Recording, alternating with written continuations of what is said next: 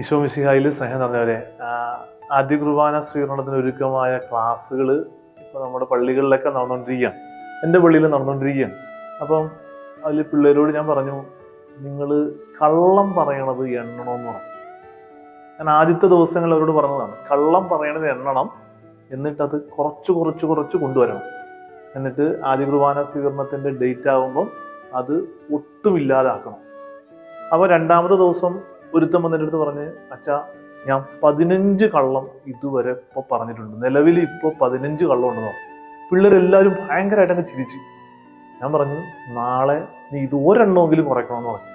പിറ്റേ ദിവസവും വന്നിട്ട് പറയുകയാണ്, അച്ഛാ 15 കള്ളവും ഞാൻ തീർത്തു, ഇപ്പോൾ ഒരു കള്ളം പോലും ഇല്ലെന്ന് പറഞ്ഞു. അപ്പൊ എനിക്കൊരു ചെറിയ അത്ഭുതമായി. ഞാൻ അവനെ വിശ്വസിച്ചു, ശരിയായിരിക്കാം.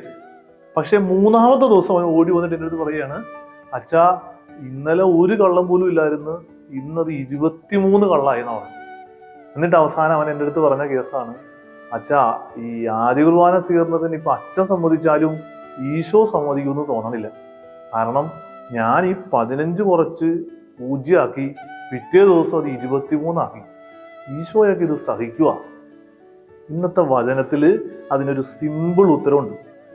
ഉയർത്തെഴുന്നേറ്റ ഈശോയെ കണ്ട ശിഷ്യന്മാര് അവനെ കണ്ടപ്പോൾ അവർ അവനെ ആരാധിച്ചു, എന്നാൽ ചിലർ സംശയിച്ചു.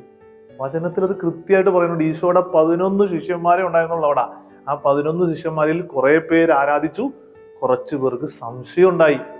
അപ്പൊ ഈ സംശയിക്കണ, അതിൻ്റെ ഇടയിൽ ആരാധിക്കുന്ന, വീണ്ടും സംശയം വരുന്ന പാവപ്പെട്ട ശിഷ്യന്മാർക്ക് ഈശോ ഇന്ന് പ്രേക്ഷിത ദൗത്യം ഏൽപ്പിക്കുന്ന വചനഭാഗമാണ്.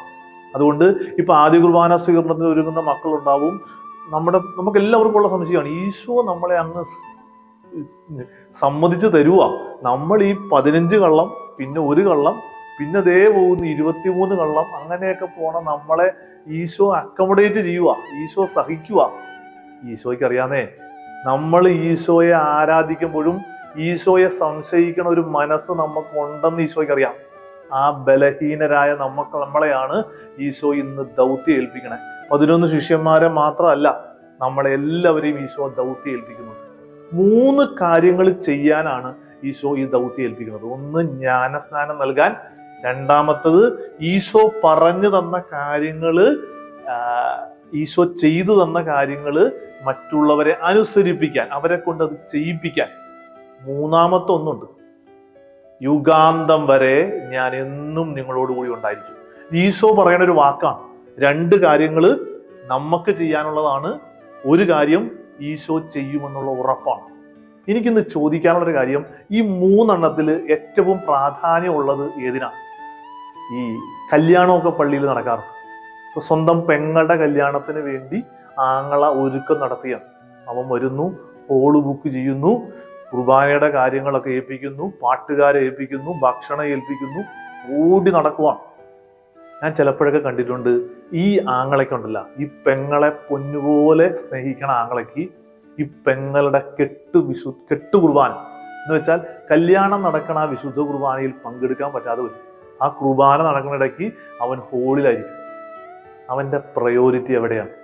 നമ്മുടെ പ്രയോറിറ്റി ചിലപ്പോഴൊക്കെ ആണെങ്കിലും തെറ്റിപ്പോകുന്നുണ്ട്.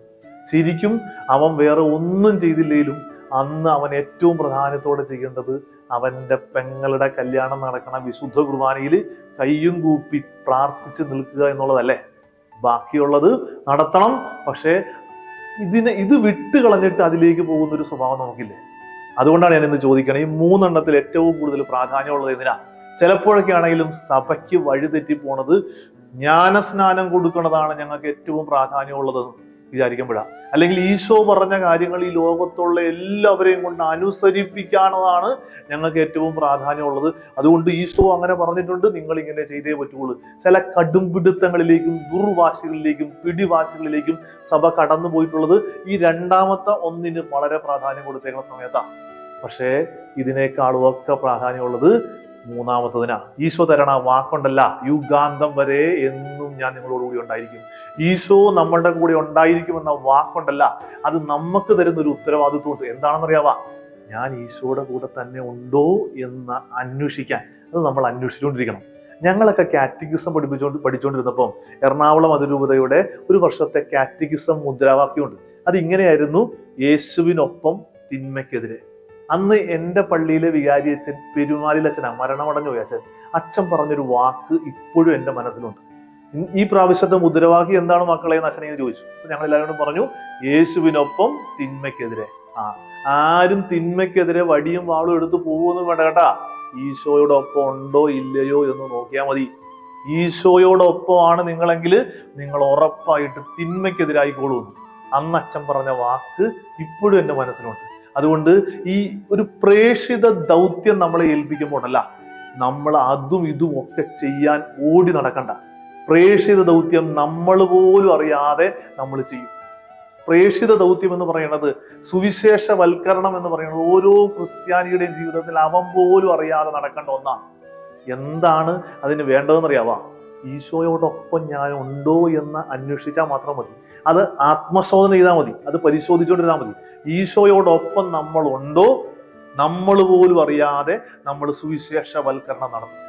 നമ്മൾ അറിഞ്ഞു നടത്തുന്ന സുവിശേഷവൽക്കരണങ്ങളൊക്കെ പലപ്പോഴും ഏച്ചുകെട്ടിയ മുഴച്ചിരിക്കുമെന്ന് പറഞ്ഞ പോലെ അങ്ങനെ ഏച്ചുകെട്ടിയ സാധനങ്ങളായിട്ട് മാറും. അപ്പൊ അതുകൊണ്ട് സുവിശേഷവൽക്കരണം, പ്രേക്ഷിത ദൗത്യം ഈശോ ഏൽപ്പിക്കുമ്പം നമ്മൾ തിരിച്ചറിയണം, പ്രേക്ഷിത ദൗത്യം എന്ന് പറയുന്നത് നമ്മൾ പോലും അറിയാതെ നമ്മളുടെ ജീവിതത്തിൽ നടക്കേണ്ട കാര്യമാണ് എന്നുള്ളതാണ്. അവിടെയാണ് ക്രിസ്ത്യാനിയായിട്ട് മാറുന്നത്. നമ്മൾ പോലും അറിയാതെ നമ്മുടെ ജീവിതത്തിലൂടെ ഈ പ്രേക്ഷിത ദൗത്യം നടക്കാൻ ഇന്നത്തെ ദിവസം നമുക്ക് ഏറ്റവും പ്രത്യേകമായിട്ട് പ്രാർത്ഥിക്കാം. ഈശോ നമ്മളെ സമൃദ്ധമായിട്ട് അനുഗ്രഹിക്കട്ടെ.